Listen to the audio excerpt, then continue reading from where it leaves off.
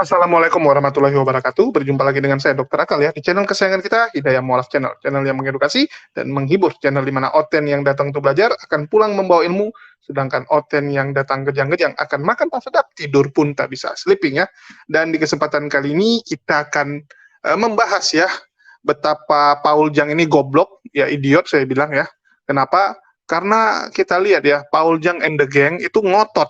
Ya, ngotot gereja itu harus bisa berdiri di kota Cilegon ya. Padahal kita tahu gereja tersebut ilegal karena belum mengantongi izin, belum memenuhi syarat. Tetapi mereka mengatakan tidak ada toleransi di Indonesia gitu kan.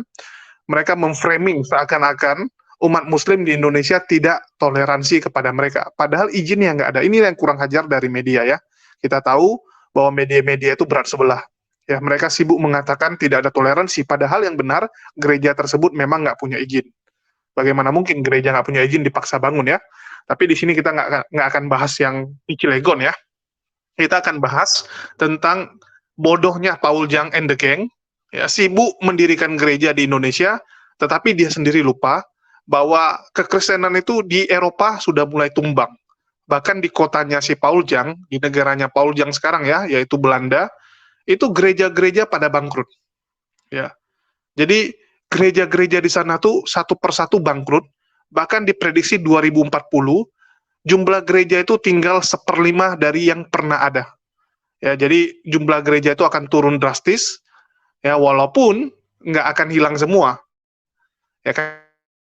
Karena masih ada orang yang butuh gereja untuk pemberkatan nikah, ya dan juga saat orang lahir ya. Jadi waktu anak-anak ya, pentasbihan anak atau anak-anak diurapi gitu ya. Jadi gereja itu masih dipakai cuman sebagai tempat untuk orang nikah dan untuk anak kecil yang sedang penebalan nama gitu ya. Kalau kita di Indonesia namanya penebalan nama. Oke, jadi gereja itu dimanfaatin sebagai tempat seperti itu, atau ya karena bangunan gereja itu kan bangunan bersejarah, jadi dibiarkan, dianggap jadi museum. Ya, atau pemerintah yang bayarin biaya maintenance-nya, tetapi semua gerejanya tuh nggak ada jemaat lagi. Nggak ada aktivitas keagamaan, ya, udah nggak ada aktivitas keagamaan lagi, karena memang gereja di sana sudah pada bangkrut. Ya, sudah pada bangkrut. Jadi ada beberapa gereja tuh bahkan sudah jadi perpustakaan, ya. Ada yang jadi perpustakaan, ada yang jadi masjid. Ya, selain ada yang jadi masjid, malah ada yang jadi tempat bar, ya, ada yang tempat main ski. Jadi Belanda itu sudah jauh meninggalkan kekristenan, ya, kekristenan itu sudah nggak laku di sana. Yang lebih konyolnya adalah datang si Paul Jang goblok ini memaksakan agama yang sudah nggak laku di tempat dia ya. Jadi dia lihat agamanya udah nggak laku di sana, jadi dia jual ke Indonesia. Nah ini orang yang kurang ajar ini, orang seperti ini ya. Kita sering mendapati ya, orang produknya nggak laku lagi di tempat dia jual produknya ke tempat lain. Jadi misalnya dia jual barang nih, barangnya tuh di tempat dia udah nggak laku, udah out of date, ya, udah nggak laku karena udah ketinggalan zaman. Barangnya udah ketinggalan zaman, ya udah dia kirim ke daerah yang dia anggap lebih primitif, lebih ketinggalan. Itulah kenapa kita lihat barang-barang ya di beberapa daerah tuh, ya di beberapa negara tuh kan dia ketinggalan. Produk yang udah nggak laku di negara lain dikirim ke tempat dia. Ya. Dan Paul Jang menganggap Indonesia ini adalah negara yang ketinggalan dibandingkan Belanda. Inilah kurang ajarnya para misionaris ini ya. Mereka pikir nih Indonesia ini keterbelakangan gitu. Ya, mereka pikir oh Indonesia kan negara terbelakang kalau dibandingkan dengan Eropa. Ya udahlah, yang nggak laku di Eropa lagi dikirim ke Indonesia. Jadi Kristen di Eropa sudah mulai ditinggalkan dan dikirim ke Indonesia. Inilah lontong sayurnya ya, lontong sayurnya mereka. Oke, jadi kita akan melihat ini gereja-gereja yang sudah bangkrut ya. Gereja-gereja yang sudah bangkrut di Belanda. Ya kita akan tampilkan yang gereja-gereja tersebut. Semoga gereja-gereja ini bisa menghibur ya teman-teman kita melihat, wah ternyata gereja ini sudah nggak laku. Dan bagi teman-teman Kristen yang nonton, coba kalian renungkan lagi. Apa gunanya gereja di Cilegon tuh bangun kalau suatu saat nanti tutup lagi? Nggak lama tuh akan tutup. Karena nggak laku. Dan kalian mau kita tuh dianggap sebagai tempat pembuangan. Produk-produk yang udah nggak laku dibuang ke negara kita. Kalian mau jadi orang yang seperti itu terus?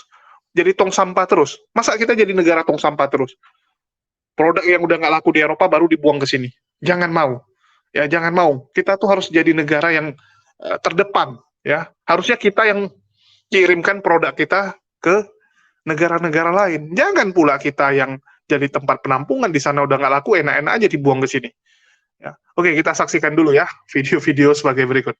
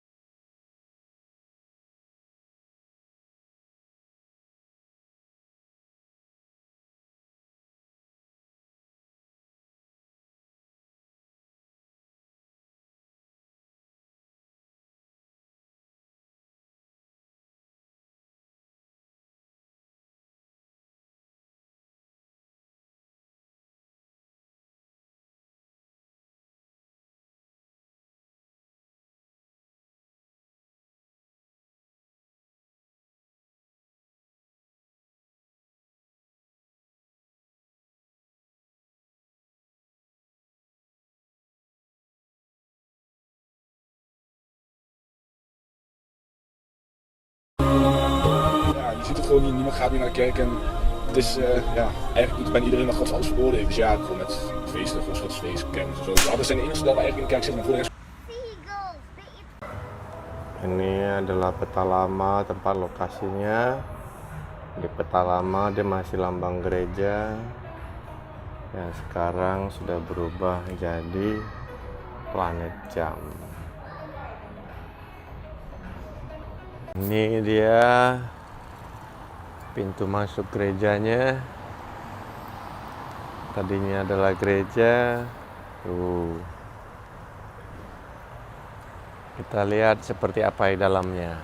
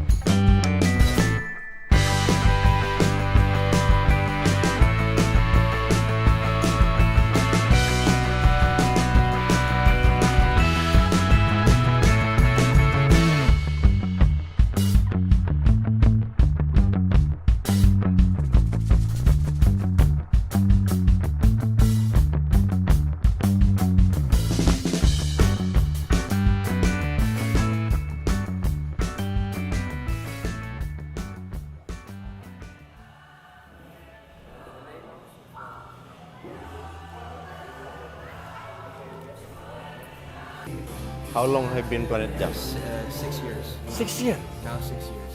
Planet Jump here. Wow. So, Last year was 5 years. uh-huh.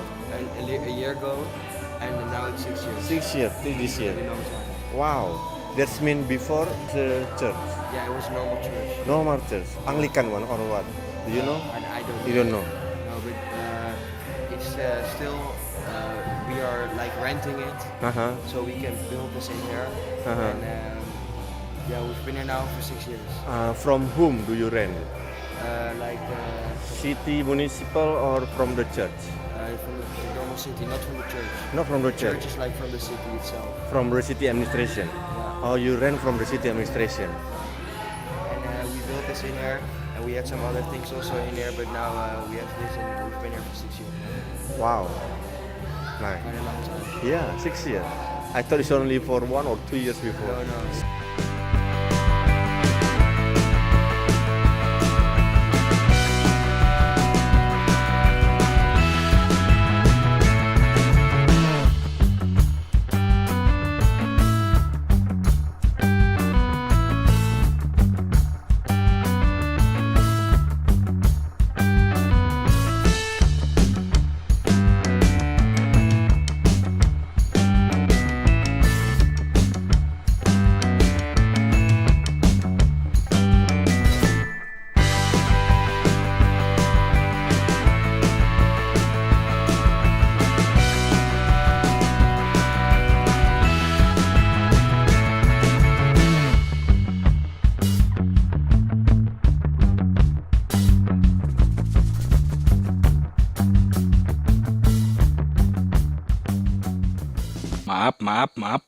Maaf, sahabat Rasya Alip, saya salah pilih video. Video yang akan saya tampilkan itu yang ini loh, yang ada gambar mbak-mbaknya itu loh. Disimak ya.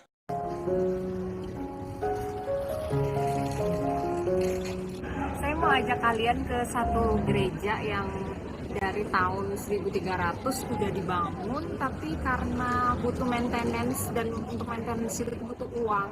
Jadi gereja ini udah nggak berfungsi lagi sebagai gereja, dijadikan sekarang toko buku.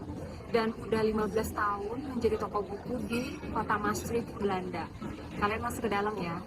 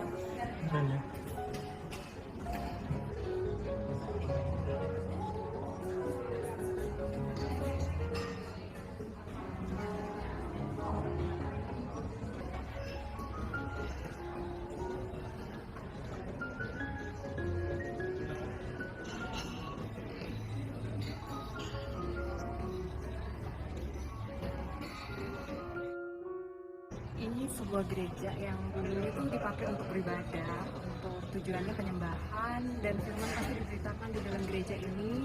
Tapi ini fakta teman-teman, ada sebuah gereja di Belanda, ya mungkin tidak cuma satu ya, karena kita baru ketemu satu ini pas jalan-jalan ke Maastricht. Tapi kalian lihat di dalamnya semuanya udah berubah, dan bangunan gereja yang megah ini sekarang diisi dengan berbagai macam, ada berbagai macam section buku ya, jadi ada yang untuk masakan, ada yang untuk anak-anak, segalanya kalian lihat.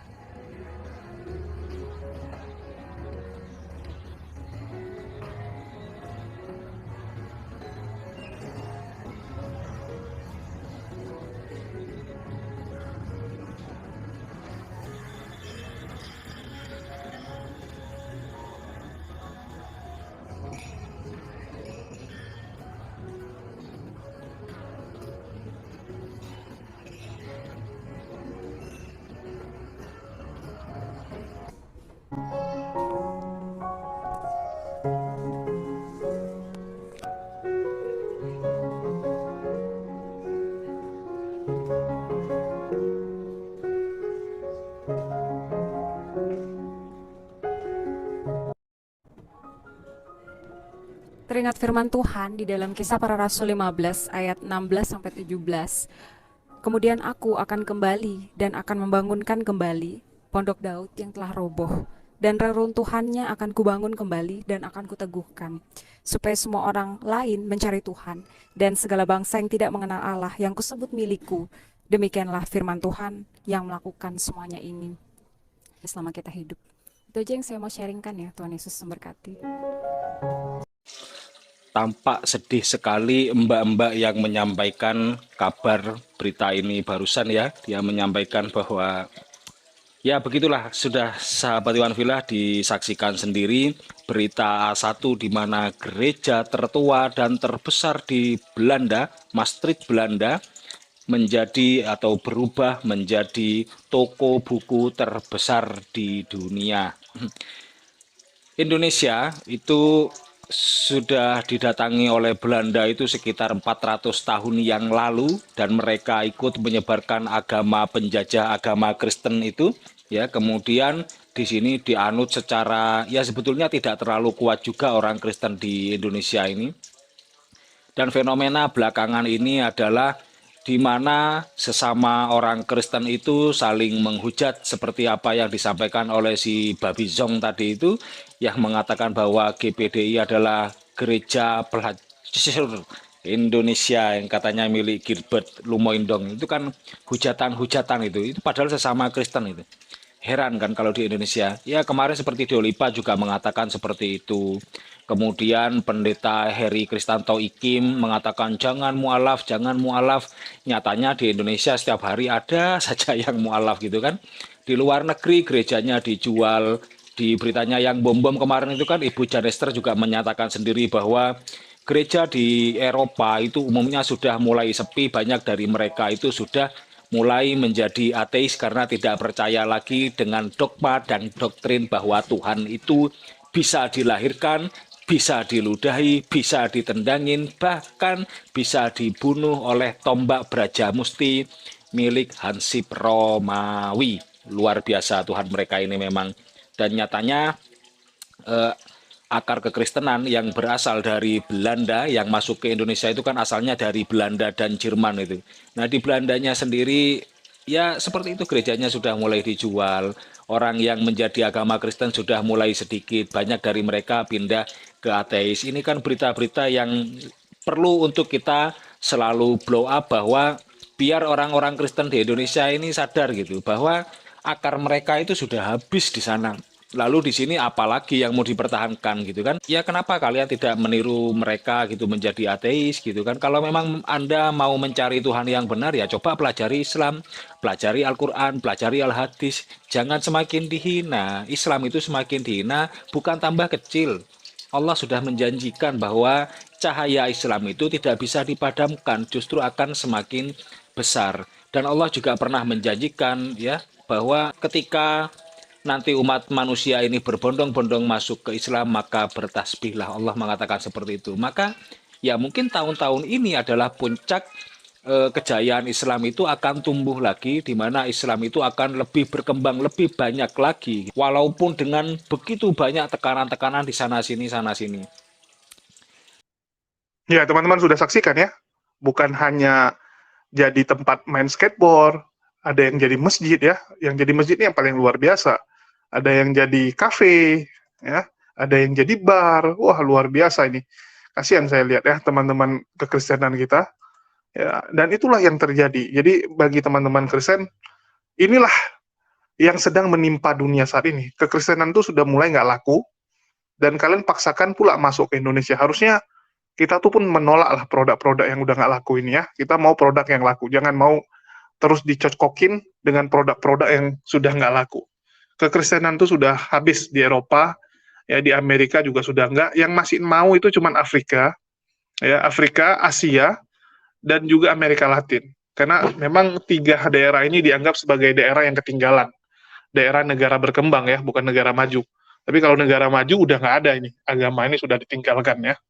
Jadi semoga kita bisa mengejar ketertinggalan kita dari Eropa, bukan hanya dari teknologi saja ya, tapi cara berpikir.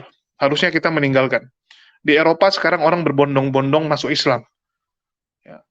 Kenapa kita yang sudah Islam duluan pergi meniru agama yang sudah nggak laku ini? Harusnya kita tetap mempertahankan itu dong, supaya kita bisa lebih terdepan daripada Eropa, ya, supaya kita lebih maju daripada Eropa. Mungkin itu saja dari saya. Semoga apa yang kita berikan ini bisa menghibur teman-teman, dan bagi teman-teman OTN jangan kejang-kejang ya. Harap tahan jin kalian ya. Bagus-bagus, jangan sampai menggeliat-geliat. Oke, dari saya itu saja. Makasih buat semuanya, dan di akhir kata saya ucapkan wassalamualaikum warahmatullahi wabarakatuh. Sampai jumpa di konten-konten kita berikutnya.